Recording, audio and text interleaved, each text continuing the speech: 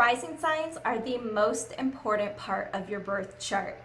Yeah, I said it. Keep watching to find out why the rising sign ultimately determines your entire life.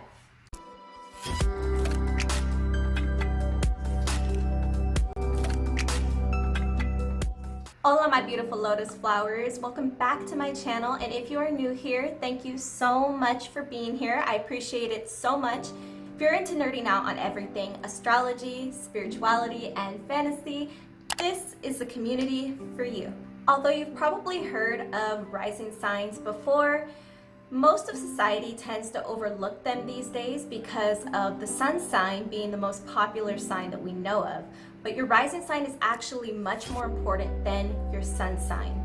So today we're going to talk about the 4 things that you need to know about the rising sign and why it's so much more important than your sun sign. The first thing we obviously need to cover is what exactly is the rising sign, also known as the ascendant sign if you want to be more formal about it.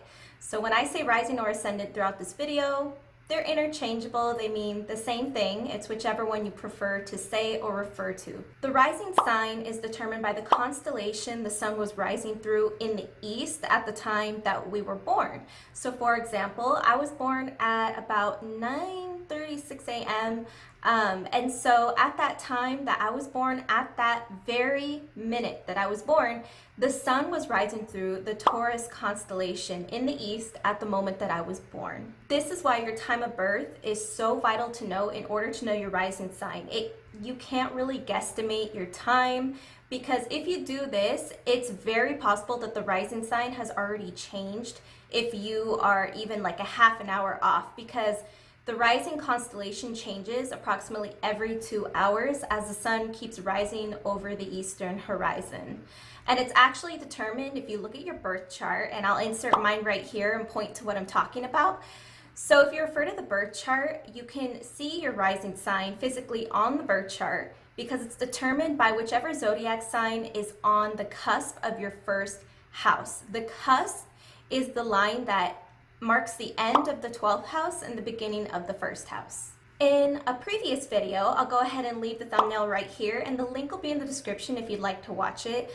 I briefly covered what the rising sign is, or what we popularly know it as, and basically it's known as our social mask. It's kind of the first impression we might give to people when they don't know us very well, they're meeting us for the first time, or they're just an acquaintance or a coworker, kind of a relationship like that. So they might not really know who you are based on your sun sign or moon sign, but they more so base their first impression off of whatever your rising sign is. So a lot of people might interpret me as a Taurus when they first meet me, or as an earth sign when actually my sun sign is Pisces. But there's much more to the rising sign than this. That just tends to be what it's most popularized as, is our social mask. The second thing that we need to cover about the rising sign is a little bit about its ancient history and origins, so you know why it's gained the significance that it has and where it kind of comes from in history. So prior to the early 20th century, the rising sign was actually what was the primary focus of studying the stars and somebody's birth chart.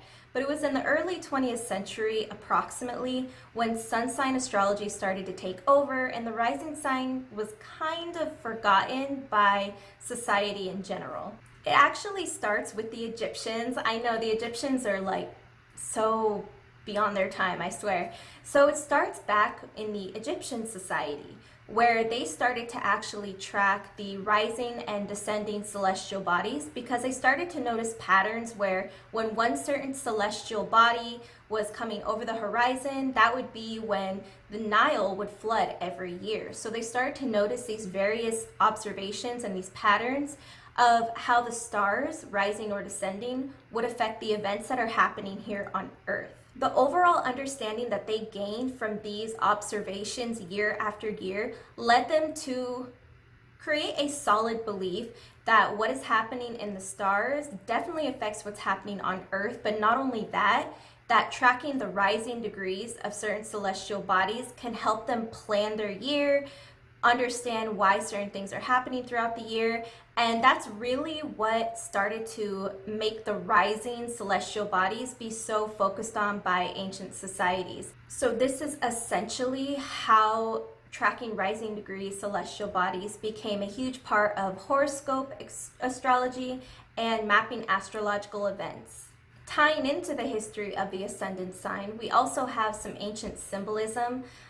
Some ancient symbolism that's been attached to the rising sign is the idea of an awakening consciousness. And the reason for that is because the rising of the sun on the eastern horizon has always been heavily related to or symbolized or analogous to the start of a new beginning, the start of a new day. This can also heavily tie into the karmic aspect of the rising sign, because as it's seen as a new beginning and the awakening consciousness, the karmic aspect of the rising sign can let us know basically our soul's purpose for incarnating onto this earth. It's basically our soul's new beginning, and it has sometimes been referred to as the rising soul as well. Before we continue, if you're enjoying this video so far, be sure that you hit the like, subscribe, and the bell notification. Okay, thank you.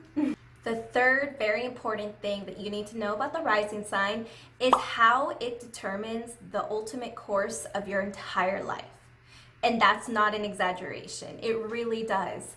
So as I said before, prior to sun sign astrology becoming the popularized type of astrology for society, the rising sign was the primary focus of many ancient civilizations. And the reason for that being, the rising sign is what determines the position of your entire zodiac wheel. The whole entire thing. So if you're not sure how a birth chart is set up, I will link my video to the birth chart, how to read it, the basic way to read it right here, and it'll be in the description, and this is what it looks like. So I'll leave that for you so you can refer to it in case you're confused. I don't want to go into the specifics of the birth chart here, it's a lot. But basically, when you look at the birth chart, you can see the zodiac signs, you can see the houses, and you can see all of the planets and where the planets were placed at the moment you were born. So the position of the houses and everything is all determined by your rising sign. It all begins with your rising sign. So it literally determines which houses are located where in your birth chart, and which zodiac signs are ruling over those houses, which basically determines every aspect of your life. It's important to note that because of this, your rising sign basically determines the entire framework of your life. That being said, it only provides a framework. So unlike your sun, moon, and all of the other planets that are within your birth chart, these kind of tell you how you're going to fulfill your life. But the rising sign provides that overall framework where we can look at the outline of our overall life, and then we choose along the way how we're going to fulfill that framework ourselves. The fourth thing that you need to know about your rising sign is that it determines your birth chart's planetary ruler, which is a major player in setting the tone for your entire life, as well as we mentioned in point 3. So continuing off of point 3, we talked about how the ascendant sign is basically like the pin holding your zodiac wheel at the point that it was rotating the moment you were born. So again, wherever the sun was rising over the eastern horizon at the moment you were born is going to determine your entire zodiac wheel's position. In doing so, we can determine the planetary ruler of our birth chart as well. So a lot of people think that the planetary ruler of their birth chart is probably going to be the planet that rules their sun sign. So in my case, my sun sign is Pisces, and if I thought that it was my sun sign planet that rules my birth chart, I would think that it's Neptune. But this isn't the case. Your planetary ruler of your birth chart, because the rising sign sets the tone for your entire zodiac wheel, the planet that rules your rising sign is actually your planetary ruler. So for me, my rising sign is Taurus, and the planet that rules over Taurus is Venus. So that means that Venus is the planetary ruler of my birth chart. So it's very important once you figure out your planetary ruler to note where your planetary ruler lies in your birth chart. So I have Venus ruling Taurus, and my Venus is located in Aquarius in the 10th house. So this is going to be very important to tell the overall theme of my life even further into detail, especially career. Career is the biggest part of your life that your planetary ruler is going to influence. So why exactly does it show us our soul's purpose, and why is that so significant? So if you're feeling a little bit lost, I'm not saying that you can find where your planetary ruler is at and you're just going to know everything you need to do with your life.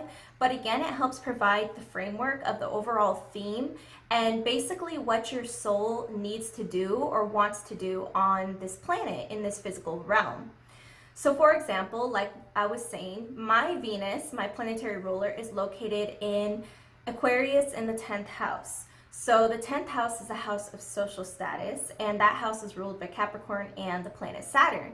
So this is going to have a very big theme in my life. The biggest theme of my life, and when I'm searching for my soul's purpose on this earth, I'm going to be searching for something that I can do to make a powerful contribution to others.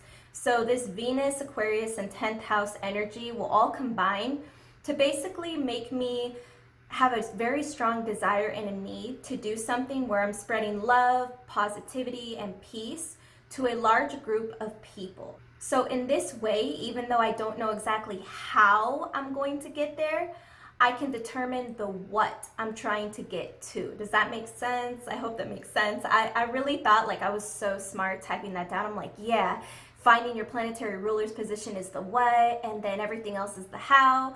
But hopefully it makes as much sense to you guys as it does to me. Again, all in all, for point 4, identify your planetary ruler, find which house it's in your birth chart, and once you've done that, you can see what your soul's purpose ultimately is going to be in this lifetime, and then everything else in your birth chart will determine how you tend to go about achieving that purpose.